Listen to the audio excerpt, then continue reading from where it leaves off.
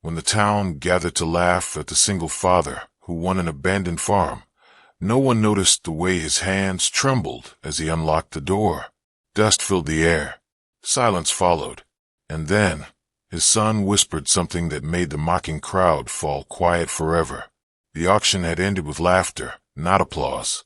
When Daniel Harper's name was announced as the winner of the old Whitmore farm, a ripple of disbelief spread through the small town. People turned in their seats, whispering, smirking. A single dad. Broke. Quiet. And now the owner of a rotting farm no one else wanted. Daniel stood frozen. His 7-year-old son, Noah, clutching his hand tightly. He felt every stare like a weight on his chest. He had heard the jokes before. How he was barely surviving. How raising a child alone had already defeated him. Winning the farm only gave them more reason to mock. As they drove toward the property later that afternoon, Noah's voice broke the silence. "Dad, is it really ours?" Daniel swallowed hard before answering. "Yes, buddy, it is." He didn't mention the cracked roof, the broken fences, or the debt tied to the land. He didn't tell Noah how his wife had once dreamed of owning a place like this before cancer took her away. To Daniel, the farm wasn't a joke. It was a promise he had never been able to keep. The iron gate creaked as he pushed it open. The farmhouse stood tired and forgotten, windows dark, paint peeling. Laughter echoed in Daniel's memory, but beneath the fear and shame, something else stirred. Hope. Fragile, trembling hope. The town didn't even try to hide its ridicule. At the diner the next morning, Daniel overheard whispers float between clinking coffee cups. "Did you hear? Harper bought the Whitmore dump." Another voice laughed. "That place should be condemned." Daniel kept his head down, stirring his coffee, pretending not to hear. Noah sat across from him, swinging his legs, blissfully unaware of the cruelty adults wrapped in casual words. Daniel remembered the day he buried his wife, Emily. The same town had brought casseroles and condolences, promising support. But grief lasted longer than sympathy. Bills piled up, smiles faded, and soon he was just that struggling single dad. The farm had been his last gamble, money he couldn't spare, hope he couldn't afford to lose. That afternoon, they returned to the property with a borrowed toolbox and a truck full of second-hand supplies. The house smelled of dust and old wood. Floorboards groaned beneath Daniel's boots. Noah explored each room like an adventurer, his laughter echoing through empty halls. "Dad, look, a fireplace." Daniel smiled, though his chest ached. He imagined Emily standing there, arms crossed, teasing him for buying something so broken. "You always see potential where others see ruins," she would have said. As evening fell, Daniel sat on the porch steps, exhaustion settling into his bones. The town thought this place would break him. What they didn't know was, he had already been broken. This farm was his attempt to rebuild. The first weeks were brutal. Daniel worked construction during the day and repaired the farm at night. His hands blistered, his back screamed, and sleep became a luxury. Some mornings, he woke up unsure if he could keep going. But then Noah would appear, hair messy, eyes bright, holding 2 mismatched mugs of hot chocolate. "For energy," he'd say proudly. Neighbors drove past slowly, curiosity mixed with judgment. No one stopped. No one offered help. One afternoon, a group of townsmen stood near the fence, watching Daniel struggle to lift a fallen beam. "Should have known he couldn't handle it," one muttered. Their laughter carried through the air like a slap. Daniel pretended not to hear, but his shoulders sagged. That night, Noah found him sitting on the kitchen floor, head in his hands. "Did I do something wrong?" Noah asked softly. Daniel pulled him close, voice breaking. "No, buddy, never. I'm just tired." He didn't tell his son how close he was to giving up. Later, after Noah fell asleep, Daniel stood alone in the barn. Moonlight filtered through broken planks. He whispered into the silence, "Emily, I'm trying." Tears fell freely. The farm creaked around him, as if listening. And in that quiet moment, Daniel made a promise to himself, to his son, and to the memory of the woman he loved, that he wouldn't walk away. Not this time. Change came slowly, almost invisibly. A repaired fence here, a patched roof there. The farm remained imperfect, but it began to breathe again. Noah planted seeds in the soil behind the house, carefully labeling each row with crooked wooden signs. "This one's for Mom," he said, pressing the dirt down gently. Daniel turned away, wiping his eyes. One afternoon, a storm rolled in without warning. Rain battered the roof, and wind howled through the fields. Daniel and Noah worked together, placing buckets beneath leaks, laughing nervously as thunder cracked overhead. For the first time since moving in, the house felt alive, not abandoned, but fighting. The next day, something unexpected happened. Mrs. Calder, an elderly woman from the edge of town, stopped by. She didn't say much, just handed Daniel a basket of food and nodded. "Heard you could use this." It wasn't an apology. It wasn't kindness wrapped in words, but it was something. Over the following weeks, more small gestures followed. A spare plank left by the gate. A toolbox returned with an extra hammer inside. No one addressed the laughter from before, but their silence was softer now. Daniel noticed it all. The town was watching, not to mock, but to understand. And still, no one knew what waited behind the locked door of the farmhouse. A truth Daniel wasn't ready to share. Yet, the day Daniel finally fixed the front door, Noah insisted on being there. The old wood groaned as the hinges settled into place. Daniel wiped sweat from his brow, heart pounding harder than it should have. This door mattered more than anyone realized. "Why does this door make you nervous?" Noah asked. Daniel knelt beside him, choosing his words carefully.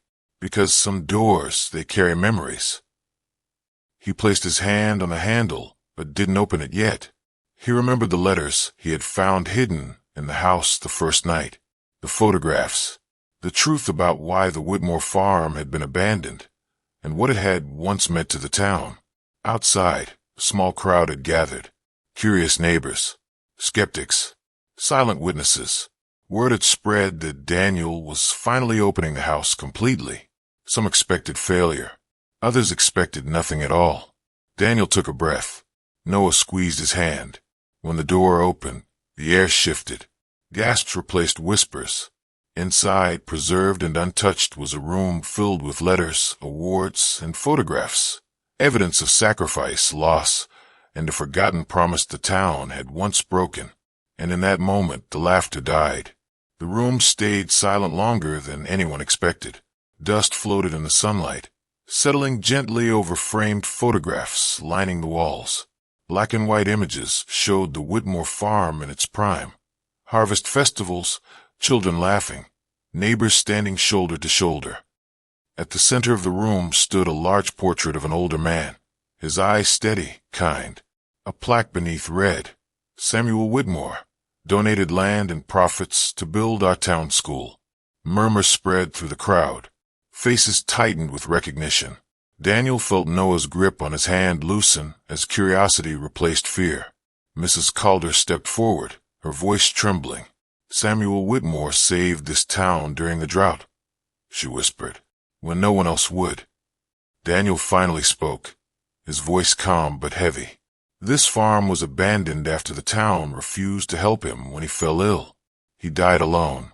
The house was locked, and everyone moved on." Shame rippled outward like a wave. Heads lowered. A man near the door swallowed hard. "We thought the past was better forgotten." Daniel shook his head slowly. It wasn't forgotten. It was ignored. Noah tugged at his sleeve. "Daddy was like you." Daniel knelt, eyes wet. "Yes, buddy. He was." The farm wasn't a joke. It was a mirror, and the town was finally seeing itself, clearly for the first time in decades. The following days felt different. The laughter was gone.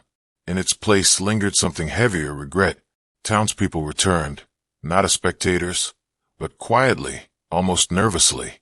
They walked through the house slowly, reading letters Samuel Whitmore had written but never sent. Apologies, warnings, hopes for the future.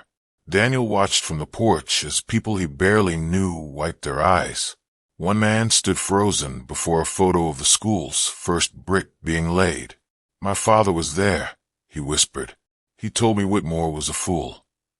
That afternoon, a truck pulled up carrying lumber. No note, just help. The next morning, someone repaired the fence without asking. Mrs. Calder brought Noah pie and stayed long enough to tell him stories about Samuel, how he believed broken things could still serve a purpose. Daniel struggled with the change. Part of him wanted to push it away. Where was this kindness when I needed it? He asked himself late one night. The farm creaked softly around him, familiar now. Noah answered without realizing it. "Dad, maybe people don't change until they see what they broke." Daniel hugged him tightly.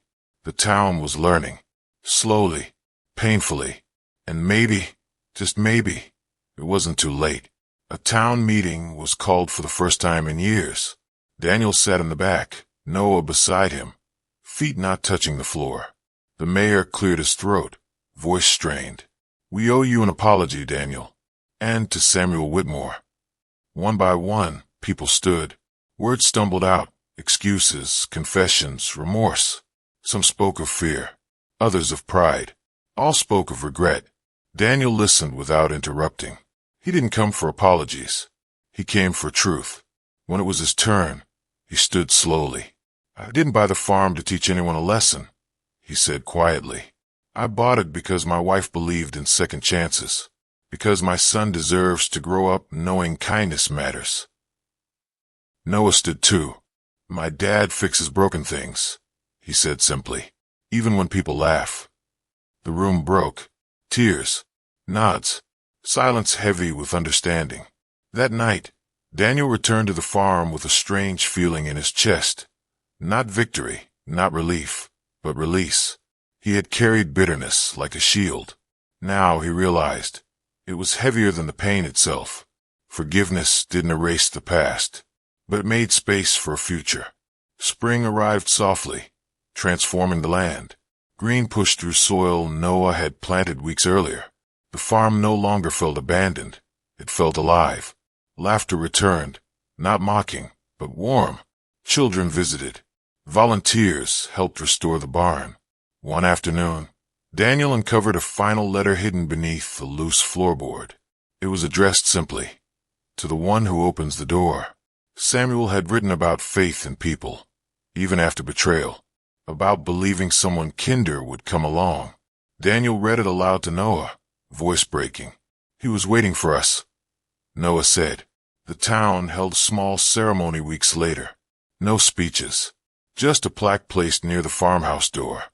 Whitmore Farm, a place for second chances. Daniel didn't feel proud. He felt humbled. Life had tested him in the cruelest ways, but it had also handed him something rare, the chance to heal what others had abandoned. That night, as stars filled the sky, Noah leaned against him. "Dad, you think Mom would like it here?" Daniel smiled through tears. "I know she would." Years later, people would tell the story differently. They'd say the town changed when a single father won an old farm. But Daniel knew the truth. It changed when the door was opened and honesty walked in. The farm became a place of gathering, a place where mistakes were admitted, not buried, where broken things were repaired, not replaced. Daniel never forgot the laughter from the auction, but it no longer hurt. It reminded him how far they'd come. One evening, as Noah helped him lock up, the boy asked, "Dad, what if you hadn't opened the door?" Daniel looked at the house, glowing warmly behind them. Then none of us would have learned what we needed to. Some doors reveal rooms, others reveal people, and sometimes opening one door is enough to teach an entire town how to see again.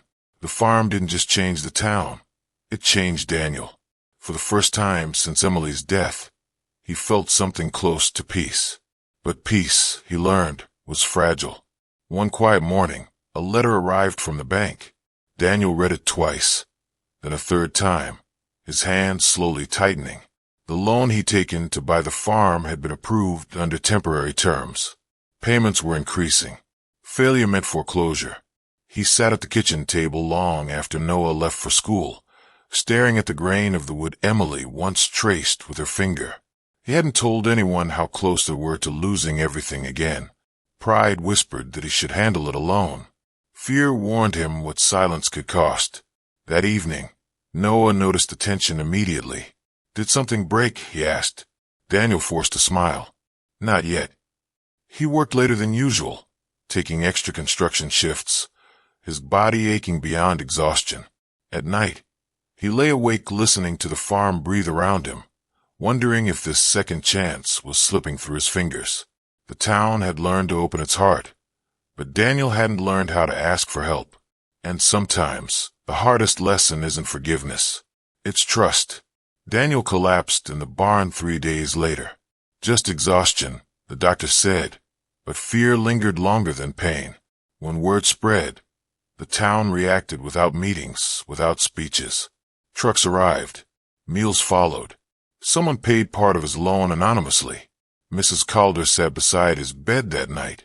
"You carried this alone too long," she said gently. Samuel did the same. Daniel's eyes filled with tears, not of shame, but relief. He finally understood what Samuel had tried to teach the town. Strength wasn't endurance. It was connection. When Daniel returned home, Noah ran into his arms. "I thought you were gone," he whispered. "I'm still here," Daniel said, holding him tightly. "And I will be." That night, Daniel gathered the townspeople at the farm, not to thank them, but to promise something in return. "This place will never shut its doors again," he said. "Not to pain, not to people." And for the first time, the town believed him, not because of words, but because of everything he'd already proven. Summer brought laughter back to the land. Children ran through fields once silent. The barn became a place for shared meals and shared stories. Daniel watched from the porch, heart full, knowing Emily would have loved this. One afternoon, Noah asked to visit the old cemetery. They stood before 2 graves, Emily Harper and Samuel Whitmore. Noah placed wildflowers carefully between them. "They helped each other," he said. Daniel nodded. Yes, they did. He realized then that grief doesn't disappear. It transforms. Pain becomes purpose when it's shared. Loss becomes legacy when it's honored. The town began teaching Samuel's story in school, not as history, but as a lesson. Kindness delayed is kindness denied. Silence can wound as deeply as cruelty. Daniel felt something lift inside him. The farm had stopped being a burden. It had become a bridge between past and future, regret and redemption. And still, life waited, unpredictable as ever. The call came unexpectedly. Daniel's sister, estranged for years, was sick. Old wounds reopened as he sat beside her hospital bed, holding hands they once pulled away from each other. She apologized through tears. Daniel forgave without hesitation. He had learned how precious time truly was. Back home, the town held the farm together while he was gone. Crops tended. Noah cared for. Nothing fell apart. When Daniel returned, exhausted and grateful, he understood the final lesson Samuel had left behind. Healing multiplies when it's passed on. He stood in the doorway that night, the same door once mocked, once feared, and felt no weight, only gratitude. Autumn arrived, painting the land gold. Daniel and Noah walked the fields together, hands brushing through tall grass. "Dad," Noah said softly, "do you think people can really change?" Daniel smiled. "I know they can. I watched it happen." They returned to the house as the sun dipped low, light spilling through the windows. The door closed gently behind them, not locking anyone out, but protecting what had been built. The farm stood whole, not perfect, but honest. And so did the people who had once laughed at it. Some stories end with success. This one ended with understanding. Winter returned to Whitmore Farm quietly, without cruelty this time. Snow rested gently on the fences Daniel had rebuilt, on the roof that no longer leaked, on the land that had finally learned to breathe again. Daniel watched from the porch as Noah chased snowflakes, laughing freely. That sound alone felt like victory. Inside the farmhouse, a small framed photo rested near the door. Emily smiling, arms crossed, proud. Daniel touched the frame softly each morning before work. Grief no longer crushed him. It walked beside him, steady and familiar. One evening, the power went out during a storm. Candles flickered across the room as the wind howled outside. Noah crawled into Daniel's lap. "Dad, are we okay?" Daniel held him close. "We are, because we're not alone anymore." The town proved it the next morning. Neighbors arrived with generators, firewood, warm food. No one announced themselves. No one waited to be asked. Daniel stood in the snow, overwhelmed. Years ago, this town had turned away from a dying man and a grieving family. Now, it stood shoulder to shoulder against the cold. Samuel Whitmore's farm had not just been restored. So had the hearts of the people who once abandoned it. As spring approached again, Daniel received an offer from a developer. Big money, promises of security, a chance to finally stop struggling. Daniel didn't answer immediately. That night, he walked the land alone, listening to the quiet hum of life returning. He stopped at the barn, remembering nights of doubt, of tears, of whispered promises to Emily. Selling the farm would erase the struggle, but it would also erase the lesson. At breakfast, Noah sensed something. "Are we moving?" Daniel shook his head slowly. "No, we're staying." The town gathered later that week. Daniel stood before them, heart pounding. "This place doesn't belong to me alone," he said. "It belongs to everyone who learned something here." They turned the farm into a community space, a refuge for those who had fallen, for single parents, for anyone rebuilding after loss. Daniel didn't become wealthy, but he became rich in something far more lasting, purpose, and for the first time since Emily's passing, he felt certain this was exactly where he was meant to be. Years passed. Noah grew taller, stronger, kinder.